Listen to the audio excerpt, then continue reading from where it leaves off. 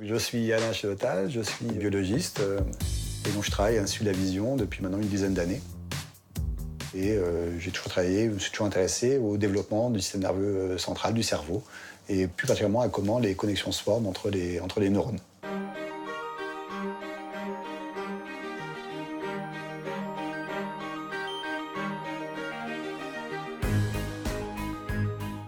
« 5000 km, c'est à peu près le nombre de kilomètres que je fais, je pense, par an en vélo pour venir au labo. Et c'est quelque chose que j'aime bien faire, qui me manque beaucoup quand j'en fais pas. Et comme j'ai pas le permis de conduire, de toute façon, je n'ai pas le choix. Voilà.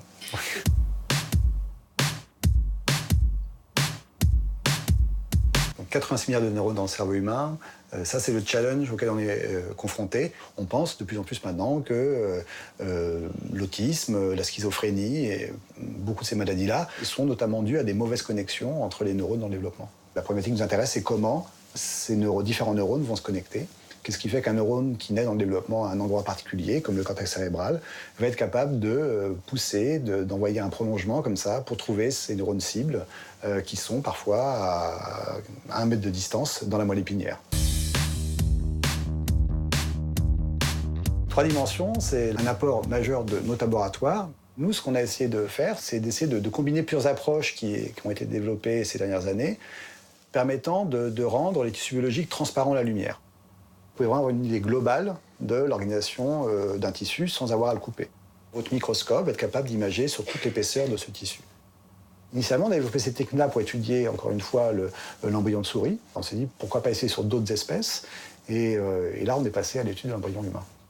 On a été séduit par la beauté des images, par l'intérêt que ça avait.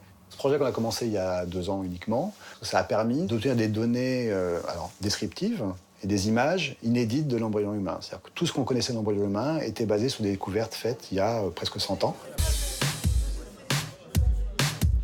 80 collaborateurs. C'est vraiment toutes les personnes qui ont travaillé avec moi depuis à peu près 20 ans. La recherche est vraiment quelque chose qui nécessite beaucoup d'interactions avec les gens, beaucoup de discussions, d'avoir beaucoup de collègues, d'aller à des congrès. Mais c'est important vraiment d'avoir des contacts directs avec les gens. Voilà, le prix, il est pour moi, peut-être. Mais en fait, c'est plutôt un prix que je prends pour l'équipe. «